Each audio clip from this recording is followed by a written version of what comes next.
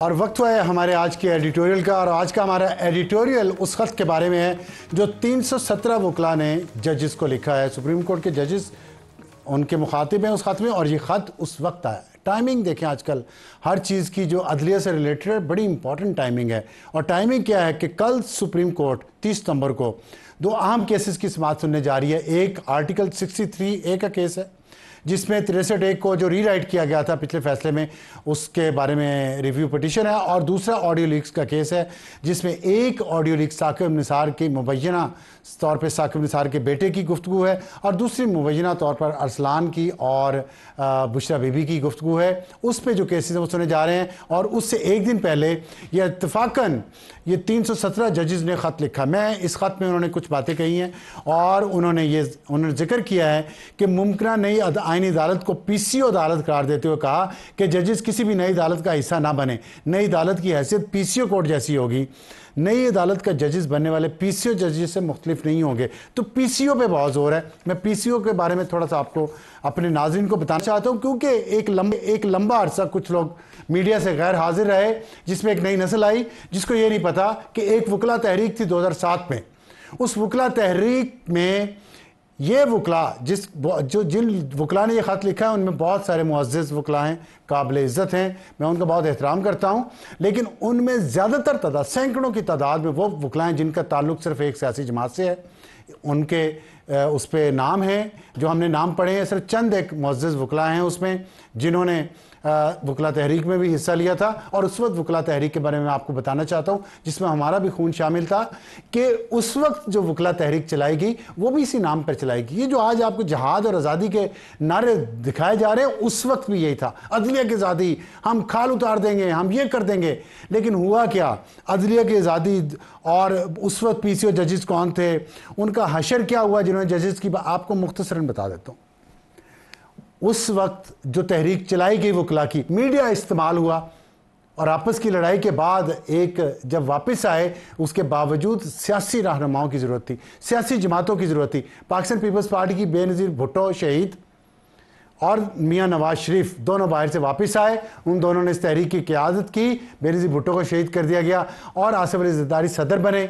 नवाज शरीफ ने लॉन्ग मार्च किया और जजेस बहाल हुए। वो जजेस जो परवेज़ मुशर्रफ का PCO का हल्फ उठा चुके थे, इसके बावजूद भी बहाल करवाए गए। बहाल हुए तो क्या हुआ, उन्होंने कर्ज रखा नहीं उन सियासी जमातों का जिन्होंने इन्हें इज्जत दी, जिन्होंने इनकी दस्तार को बहाल किया, इनके सर पे दोबारा रखा। उनका कर्ज इन्होंने उधार नहीं रखा। आते ही पहले पाकिस्तान पीपल्स पार्टी के वज़ीर-ए-आज़म यूसुफ रज़ा गिलानी को बाहर निकाला, फिर अगली दफ़ा नवाज शरीफ को बाहर निकाला। सारा तारीख का हिस्सा है, सबके नाम हैं उस तहरीक में जो आगे आगे थे। क्या अब वो दोबारा वही करना चाहते हैं? जी हाँ, बिल्कुल वही है। ये मफादात की जंग है, ये जहाद और आज़ादी की जंग नहीं है। यहाँ सिर्फ वो ये चाहते हैं कि हम पार्लियामेंट को किस तरह कमज़ोर कर सकते हैं, क्योंकि पिछले 75 सालों में इस पार्लियामेंट को नहीं ये लोग पावरफुल होना चाहते। इसलिए पार्लियामेंट के ख़िलाफ़ एक साजिशी थ्योरियाँ दी जा रही हैं, लोगों की जहन साजी की जा रही है, जिसमें बदकिस्मती से वो मीडिया दोबारा हिस्सेदार बन रहा है जिसने उस वकला तहरीक में भी हिस्सा डाला और हिस्सा लिया, जज लगवा के भी लिया। इसकी कहानी फिर कभी। हॉट इशू, और हॉट इशू इस वक्त ये है कि हुकूमत पूरी कोशिश कर रही है पार्लियामेंट में इतने नंबर ऑफ सीट्स इकट्ठे करने के लिए कि उन्हें 2/3 अक्सरियत मिल जाए और वो आईनी तरमीम कर ले। लेकिन पहले JUI मौलाना फजल रहमान साहब को मनाने की कोशिशें होती रहीं, और अब लगता है कि हुकूमत की जो इत्तेहादी है MQM वो भी हुकूमत से बहुत खुश नहीं है। और उन्होंने बल्कि अरकान असम्बली ने MQM के मायूसी का इजहार किया। और ज़राए के मुताबिक MQM के अरकान असम्बली का कहना है कि कोटा सिस्टम में तोसी पर हुकूमत में रहने के फ़ैसले पर नज़रसानी की जानी चाहिए। और इसके लिए उन्होंने एक इजलास बुलाने का भी कहा है। और देखना यह है कि शहरी सिंध के लिए वादे पर जो अमल दरामद करने की हुकूमती वादा था वो किस हद तक सच्चा था, इस पर हम बात करेंगे। मैं ज्वाइन किया सेनेटर फैसल सब्ज़वारी ने, रहनुमा MQM के। फैसल साहब अस्सलाम वालेकुम। जी वालेकुम सलाम अफ्तार साहब।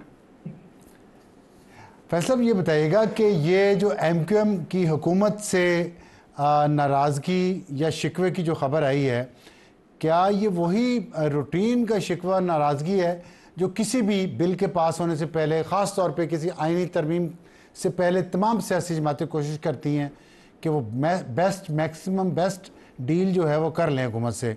तो ये वही है, ये वाकई इस दफ़ा आप सर्टन है इस मामले में कि जो आपके मुतालबात हैं वो पूरे करवाने हैं? जी बहुत शुक्रिया अफसार साहब। देखिए, दो तीन चीज़ें हैं। आपका इशारा जिस तरफ है वो हुकूमती ओहदों का हुसूल और कुछ मज़ीद वजारतें और कुछ इस तरह की चीज़ें लेने पर होता है। अगर फोकस यही होता तो आप देखिए कि जब हुकूमत साजी का अमल हुआ है तो MKM के 22 अरकान कौमी असम्बली और 3 सेनेटर हैं, यानी 25 हमारे नुमाइंदे हैं पार्लियामान में। उसके बावजूद हमारे पास सिर्फ एक वफाकी वजारत है, जबकि हमारे जो IPP के दोस्त हैं, PMLQ के दोस्त हैं, उनकी तादाद हमसे कई गुना कम होने के बावजूद उनके पास भी शायद एक या एक से ज़्यादा वजारतें हैं। और ठीक है, ये हुकूमत का ने मुनासिब समझा कि वो इस तरीके से चले, तो हमने उस वक्त भी कोई ब्लैकमेलिंग नहीं की।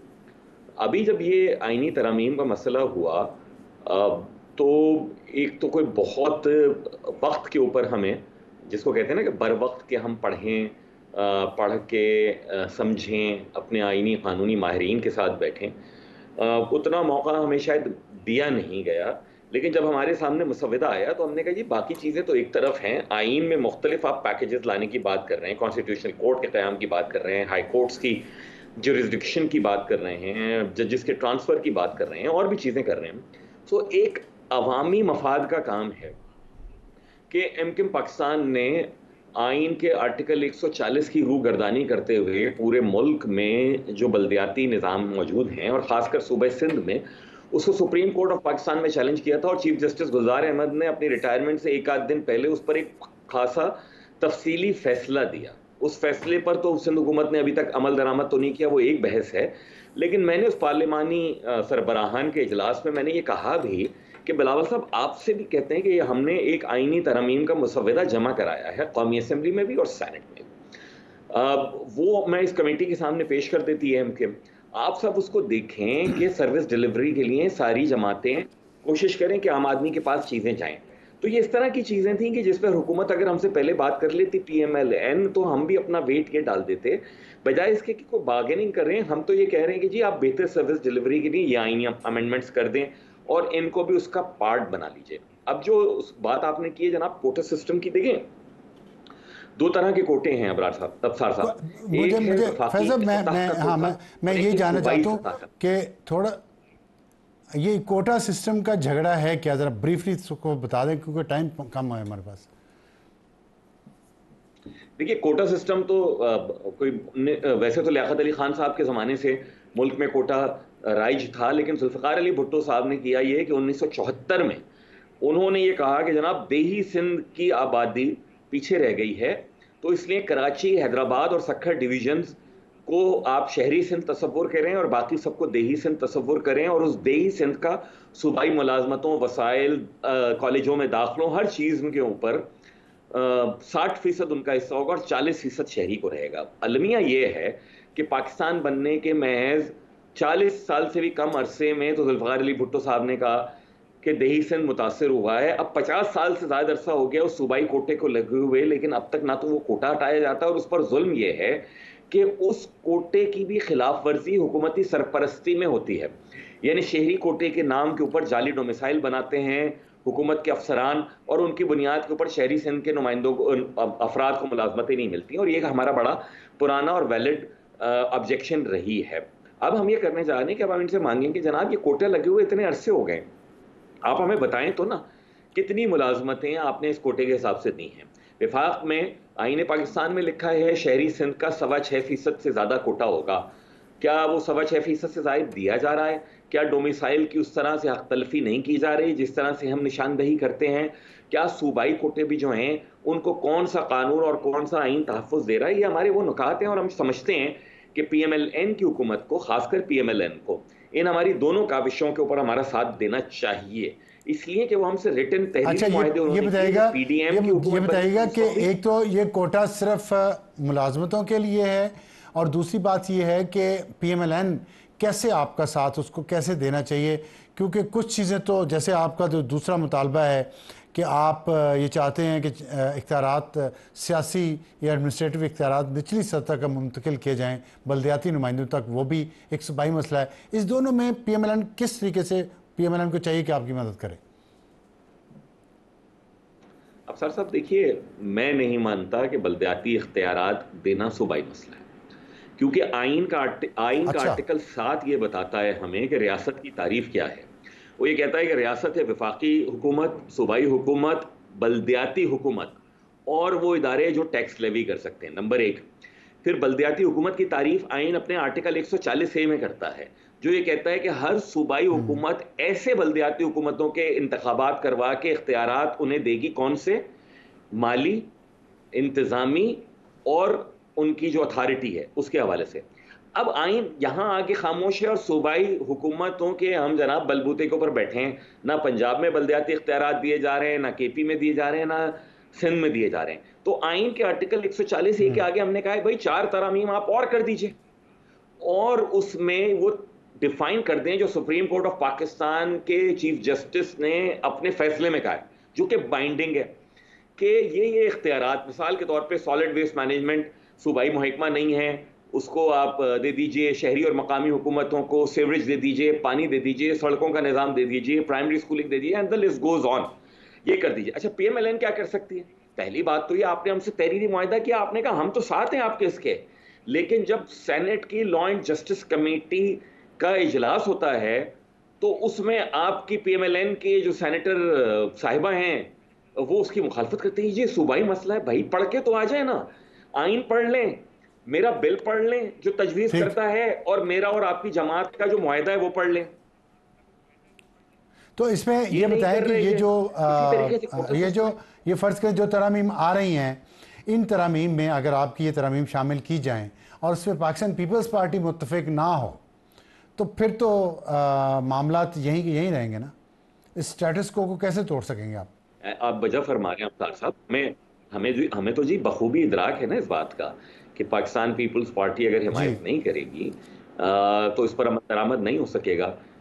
लेकिन कम से कम PMLN तो संजीदगी दिखाए ना, वो गुफ्तगू बढ़ाए, तो उस सिलसिले को तो आगे बढ़ाए जो हमने उनसे बारहा कई मीटिंग्स में मुतालबा किया है।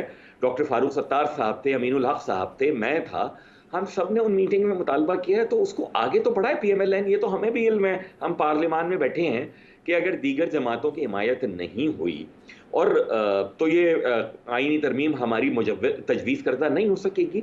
लेकिन यही काम है ना सियासतदान का और पार्लियामान में बैठे हुए लोगों का, कि वो गुफ्तगू करते हैं, बात को आगे बढ़ाते हैं। आज नहीं तो कल कोई कंसेंसस बिल्डिंग होती है और आपको दोबारा रीइन्वेंट करनी पड़ती हैं चीज़ें। यहाँ पर हमने देखा आर्मी चीफ ने भी बात की है जनाब कराची में बिजनेस कम्युनिटी से, और उन्होंने बात की है छोटी इंतजामी यूनिट्स की। हमारा बड़ा देरीना मुतालबा रहा है, लेकिन हमें इल्म है कि आइन का आर्टिकल 239 जो है उसकी राह में कदगन है। तो लेकिन इन सारी की सारी चीज़ों से काम चल नहीं पा रहा ना। आपने तो NFC भी तय कर दिया। अब मैं ये कहता हूँ माली तौर पर फेडरेशन वायबल नहीं है, सूबों के पास सरप्लस है, फेडरेशन के पास पैसे नहीं है, डिफेंस एक्सपेंडिचर वो शेयर नहीं करते, डेट सर्विसिंग वो शेयर नहीं करते। लेकिन आपको सोचना तो पड़ेगा। आज IMF भी कह रहा है, आपने आइन में कह तो दिया कि एग्रीकल्चर इनकम पर टैक्स नहीं लगाना है, लेकिन सूबे कर क्या रहे हैं उसका मजाक बनाया हुआ है। कराची शहर में जितना ट्रैफिक चालान पे मुझसे फाइन ले लेती है ट्रैफिक पुलिस 1 साल का, उससे भी कम सूबे सिंध में एग्रीकल्चर इनकम टैक्स लिया जाता है। तो ये एक मजाक है। आज IMF भी कह रहा है आपको बैठना पड़ रहा है जनाब।